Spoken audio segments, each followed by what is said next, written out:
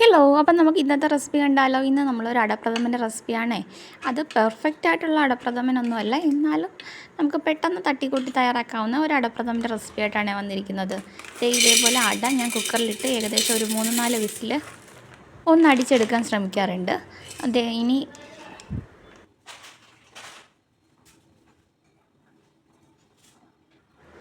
ഇതിലേക്ക് ആവശ്യത്തിനുള്ള വെള്ളം ആഡ് ചെയ്തിട്ടുണ്ട്. ഇനി കുക്കറിൽ ഒന്ന് ക്ലോസ് ചെയ്തതിന് ശേഷം ഒരു 4-5 വിസിൽ നമുക്കൊന്ന് അടിച്ചെടുപ്പിക്കാം. ഈ സമയം കൊണ്ട് കുറച്ച് ശർക്കര, നല്ല കറുത്ത ശർക്കരയാണ്, അതൊന്ന് പാനി കാച്ചി എടുത്തിട്ടുണ്ട്. ഇനി സാബുനരി കുറച്ച് വേവിക്കാൻ വെച്ചിട്ടുണ്ട്. സാബുനരി വേവിക്കാൻ വെക്കുന്ന സമയത്ത് അതിലേക്ക് ഒരു 1/4 ടീസ്പൂൺ നെയ്യ് കൂടി ആഡ് ചെയ്തിട്ടുണ്ട്. എന്ന് വെച്ച് കഴിഞ്ഞാൽ അതൊന്ന് മിക്സായി പോവാതിരിക്കാൻ വേണ്ടിയിട്ടാണ്. അല്ലെങ്കിൽ ഇത് വേവുന്ന സമയത്ത് ഒന്ന് ഒട്ടിപ്പോകും കേട്ടോ. അടയൊക്കെ വെന്ത് വന്നിട്ടുണ്ട്. ഇനി നമുക്ക് അതൊന്ന് ഒട്ടാതിരിക്കാൻ വേണ്ടിയിട്ട് കുറച്ച് പച്ചവെള്ളം ഒഴിച്ച് ഒന്ന് കഴുകിയെടുക്കണേ. നന്നായിട്ട് കഴുകിയെടുത്തിട്ടുണ്ട്. ഇനി അത് നമുക്ക് ശർക്കര ആ പാനി കാച്ചിയ പാത്രത്തിലേക്ക് തന്നെ അതൊന്ന് ഇട്ട് കൊടുക്കാം. അതിനുശേഷം നമുക്ക് ശർക്കര പാനി കാച്ചിയത് അതിലേക്ക് ഒഴിച്ച് കൊടുക്കണേ. എന്നിട്ട് നന്നായിട്ടൊന്ന് മിക്സ് ചെയ്ത് കൊടുക്കുക. അതൊന്ന് ചൂടാവുന്ന സമയം കൊണ്ട് നമുക്ക് സാബുനരി നമ്മൾ വേവിച്ച് വെച്ചിട്ടില്ലേ, കുറച്ച് എണ്ണയല്ല, നമ്മൾ നെയ്യൊക്കെ ചേർത്ത് വേവിച്ച് വെച്ചില്ലേ, അത് നമുക്കതിലേക്കൊന്ന് തട്ടി കൊടുക്കണം. എന്നിട്ട് നന്നായിട്ടൊന്ന് മിക്സ് ചെയ്തെടുക്കണം. ഇനി സാബുനരിയും നമ്മുടെ അടയും കൂടി ഈ ശർക്കരപ്പാനിയിൽ കിടന്ന് നന്നായിട്ടൊന്ന് വെന്ത് വരണം. ശർക്കരപ്പാനി നന്നായിട്ട് ഈ അടയിലും സാബുനരിയിലും ഒക്കെ പിടിച്ച് വരുന്ന സമയത്ത് നമുക്ക് തേങ്ങാപ്പാൽ ഒഴിച്ച് കൊടുക്കാവേ.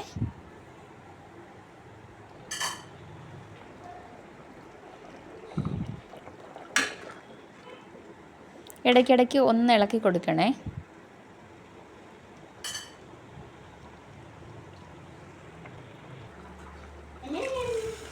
ഞാനിവിടെ 1-ാം പാലാണ് കേട്ടോ ഒഴിച്ചിരിക്കുന്നത്. അത് ഒന്ന് തിളയ്ക്കാൻ പാടില്ല. അതിനു മുമ്പ് തന്നെ നമുക്ക് ഫ്ലെയിം ഓഫ് ചെയ്തെടുക്കാം. ഇപ്പോൾ സാബുനരി ഇട്ടത് കൊണ്ട് തന്നെ നമുക്ക് അടപ്പായസം നല്ല കുറുകിയ കൺസിസ്റ്റൻസിയിലായിരിക്കും കേട്ടോ. അല്ലെങ്കിൽ നമുക്ക് ഈ ചൂട് മാറുന്ന സമയത്ത് അല്ലെങ്കിലും ആ അടപ്രഥമൻ നന്നായിട്ടങ്ങ് കട്ടിയായി വരും. ഇടയ്ക്കിടയ്ക്ക് ഒന്ന് ഇളക്കി കൊടുക്കണേ. ഈ സമയത്ത് 2 ഏലക്ക പൊടിച്ചതും ചുക്ക് പൊടിയും കൂടി ഉണ്ടെങ്കിൽ ആഡ് ചെയ്ത് കൊടുക്കണം. ഞാൻ തേങ്ങാപ്പാലിനകത്ത് തന്നെ ഏലക്ക ഒന്ന് ചതച്ചിട്ടായിരുന്നു. നന്നായിട്ടൊന്ന് മിക്സ് ചെയ്ത് കൊടുക്കാം. നല്ല അടിപൊളി ടേസ്റ്റി ആയിട്ടുള്ള ഒരു അടപ്രഥമൻ്റെ റെസിപ്പിയാണ്. സിമ്പിളായിട്ട് നമുക്ക് പെട്ടെന്ന് വീട്ടിൽ തയ്യാറാക്കാം.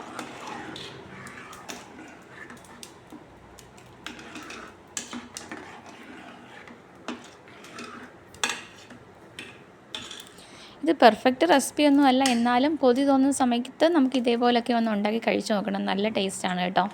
ഇനി നമുക്ക് കുറച്ച് നെയ്യ് ഒഴിച്ചതിന് ശേഷം ഇതിലേക്ക് കുറച്ച് അണ്ടിപ്പരിപ്പോ മുന്തിരിയോ ഒക്കെ ഇട്ടൊന്ന് വറുത്ത് നമുക്കതിലേക്ക് ഇട്ട് കൊടുക്കാം.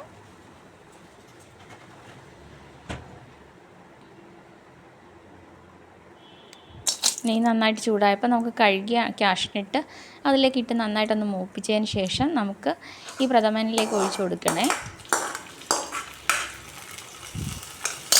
ഞാൻ പറഞ്ഞില്ലേ, കുറച്ച് തണുത്ത് കഴിയുമ്പോഴേക്കും അതൊന്ന് സെറ്റായി ഒന്ന് കുറുകി വരും.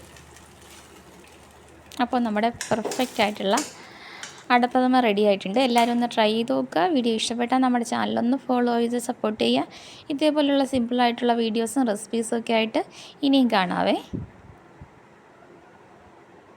ചൂടോടെ തന്നെ ഒരു ഗ്ലാസ് കുടിച്ചാലോ, എന്നാ ടേസ്റ്റാണെന്നറിയാവോ. എല്ലാവരും ഒന്ന് ട്രൈ ചെയ്ത് നോക്കുക.